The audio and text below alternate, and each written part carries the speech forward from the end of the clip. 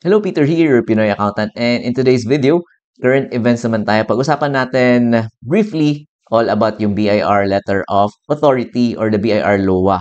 Because recently, ito yung sinerve ng BIR dun sa mga flood control contractors dun sa Senate hearing. So, pag-usapan natin to in this video all about LOA. So, if you're interested, stay tuned kayo. And of course, don't forget to subscribe to our YouTube channel, Pinoy Accountant. So, let's start. So, ito nga yung ating nabanggit kanina. Recently lang ito, BIR serves LOA or the Letter of Authority to Flood Control Contractors. So, ito yung pinag-usapan ngayon sa Senate Blue Ribbon Committee hearing is all about yung alleged na mga ghost flood control ng mga projects. So, yon si Commissioner, kita nyo dito sa picture is kasama talaga si Commissioner Romeo Lumagi Jr. doon sa sinupervise niya yung pagsiserve doon sa mga contractors ng mga flood control projects. So, pag-usapan natin, ano ba yung BIR LOA? Ano ba yung silbi ng LOA? At ano ba yung mga nilalaman ng LOA if you're interested? So, what is a letter of authority or yung LOA? So, itong LOA this is an official document issued by the BIR. So, granting its representatives or revenue officers to conduct or examine the books of the taxpayers. So basically, magkakandak sila na tinatawag natin na audit. I-audit yung accounts niyo, yung books of accounts niyo. If tama ba yung dineclare niyo na sales or tama ba yung nabayad niyo na income tax. So yun yung sole purpose na to is may authority yung mga revenue officers to conduct an audit or investigation, kumbaga. So ano ba yung nilalaman ng LOA? First is, of course, the name and the TIN number of yung taxpayer na siniserva natin ng LOA. So, in the case ng mga flood control na mga projects, of course, yung name o yung mga representative or yung owners or yung mga officials ng mga contractors, yung mga companies na related doon, yun yung nasa LOA, yung name nila and the TIN number. And of course, the type of tax. Ano ba yung tax na i-audit nila? It could be the income tax, yung withholding tax, and the VAT. Pwede din yung VAT i-audit nila. And the taxable year covered by the audit. So usually, per taxable year yung in-audit. Like for example, for the 2023, ganon, 2022. Ayan, so nakasaad doon January 1 to December 31, 2022. So yun yung taxable year covered by the audit and the assigned revenue officers conducting the audit. So nakalagay doon mismo yung specific persons na magkakonduct ng audit. So nakalagay doon revenue officer, ganon, the full name of the revenue officer or the group supervisor. So nakalagay yon lahat sa LOA. So yung mga names na nandoon, sila lang yung pwedeng mag-conduct ng audit at hindi pwede silang walang pwedeng i-substitute sa kanila. So lastly is the authorized BIR signatory.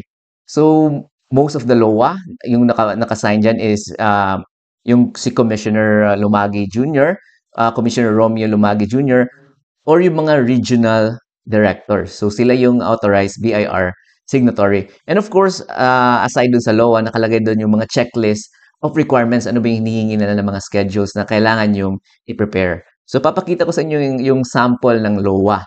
So ito yung example nating LOA and nabanggit na natin kanina yung mga kanyang contents. So basically nakalagay dyan lang yung names, of course, yung names ng mga revenue officer and the group supervisor. And ano ba yung i-audit nila? Like in this example, yung to examine the books of accounts and other accounting records for the income taxes. Yan, for the period.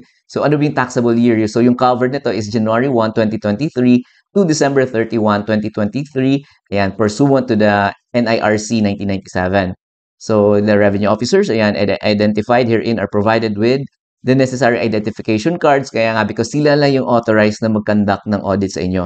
So, pag hindi si RO Vince, yung example natin dito ay si Revenue Officer Vince Mok Sanji, tsaka si Group Supervisor San Goku. So, if hindi sila yung mag-audit sa inyo, pwede kayong mag-decline. I mean, pwede nyo i-decline yung if hindi sila mismo yung tao na mag-audit sa inyo. So, again, very specific to. Anong taxable year, ano yung i-audit nila. In this case, income taxes lang.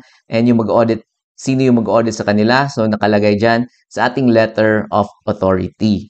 So, yung next naman natin is a sample checklist. So, ito yung mga hinihingi nila na requirements na kailangan nyo i-prepare to conduct their audit. So here, again, here is our example of yung mga checklist na kailangan nila. So nakalagay dito, in-address nila sa taxpayer si Luffy the Monkey, and nakalagay dito, within 10 days from receipt nitong kanilang LOA and the checklist of requirements, dapat ma-prepare nyo na ito yung mga kanilang hinihingi na mga requirements. Example is yung inyong account, beginning and ending trial balance, yung mga BIR form 2307 ninyo, mga copies ng inyong contracts, agreements, ayan, beginning and ending inventory list, and the lapsing schedule ng inyong property, plant, and equipment, and the depreciation nun.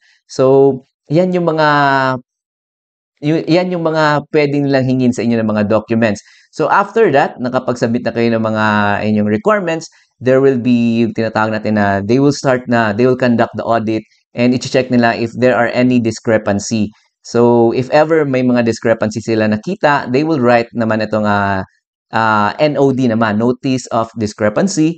And then from there, there will be pwede kayo mag-reply within 3 days, and actually madami pang steps. And in this video, yung main topic lang natin actually is itong letter of authority. But yun yung steps from letter of authority, they will conduct the audit, and then from there, may notice of discrepancy, and then from notice of discrepancy, you will be given time to discuss, to submit yung mga supporting documents ninyo, and then from there will be the preliminary PAN, yung tinatawag natin na PAN, or preliminary assessment notice, and then from there will be yung FAN naman, FAN, or the final assessment notice. So yun lang yung ating video for today. So, we just talked about yung letter of authority. And ano ba yung silbi nito? Pinakita ko lang sa inyo. Ito yung example natin, letter of authority and the checklist of requirements. So, basically, yung purpose lang nito is to give authority dun sa BIR na representatives, in this example, the revenue officers, to conduct the audit. Kung wala ito, hindi sila pwedeng mag-conduct ng audit. So, wala mga assessment na pwedeng ibigay ang BIR without the letter of authority.